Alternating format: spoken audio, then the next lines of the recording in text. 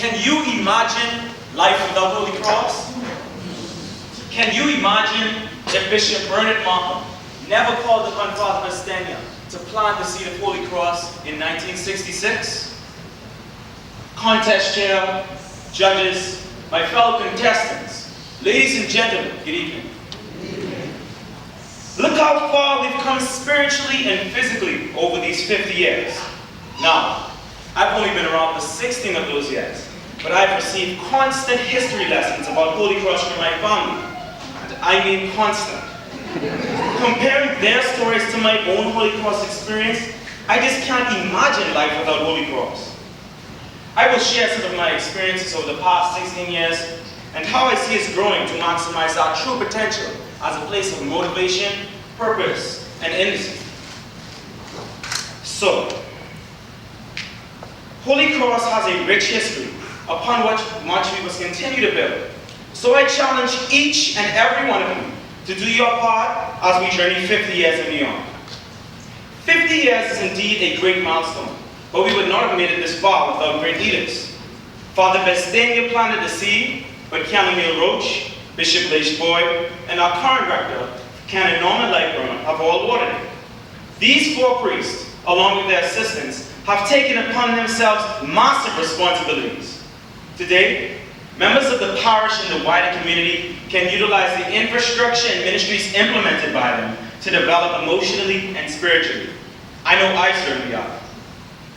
Holy Cross to me is a second home, not considering the fact that I live around the corner. I spent a lot of my time here involved in various ministries within the church. These ministries include Cherubs, Junior CYM, Service Guild, CYM, the Junior Praise Team, Cub Scouts, and the best marching band on the island. I recall when Uncle Leo folks first recruited me to join service. But what sticks to me most this very day is when he told me to stay a faithful, committed man of God.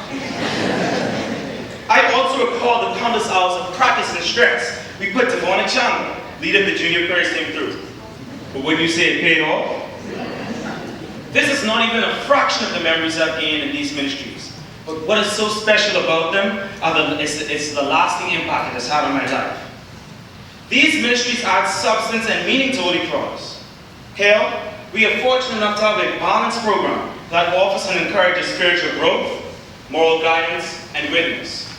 Our ministries are dynamic programs in which current members, aspiring ones, and the priests can worship in various ways.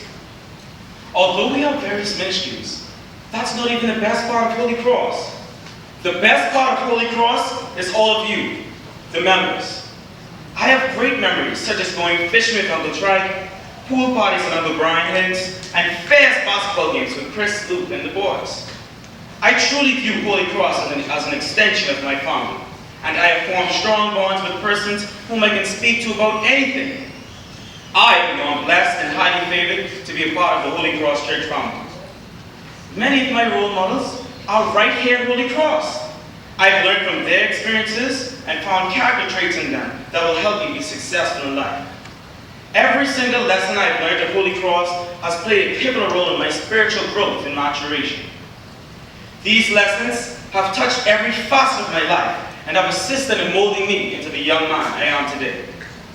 At my parish, I get to teach and be taught, to serve and to be served by people in situations both similar and different from my own. The spiritual boost I get is energy to my soul and renews adherence to principles and commitment to a godly life. I see Holy Cross moving forward to bigger and better things in the future.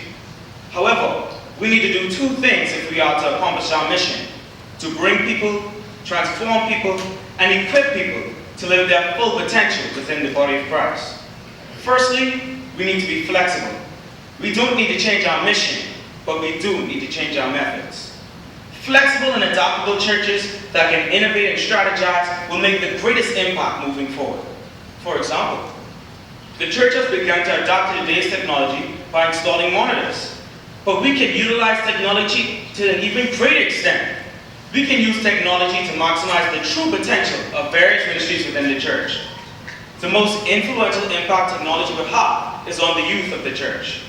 Our Anglican traditions can be integrated with technology to create a complementary blend. Secondly, we need all members to contribute and do their part. Like a seed, the church needs basic necessities in order to fully develop. Our seed has been placed in fertile soil. However, for the plant to grow, it needs sufficient nutrients, water, and sunlight. If we fail to continue to water our plant, it will die. If we do not pump the required nutrition into our ministries, they will never reach their full potential. But I guarantee, if you help to water it, soon this plant will grow its leaves, bear fruit, and flourish. If you utilize your resources to the fullest extent, the church will grow and mature. We need all hands on deck.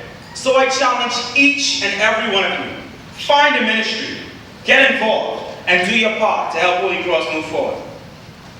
Holy Cross to me is a home away from home, a place of reverence, a church built on firm principles. Our vision as a church is a community of people who are studying, growing, and reaching out to others.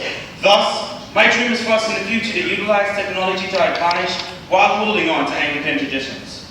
I see our ministries realizing their true potential through technology, innovation, and commitment.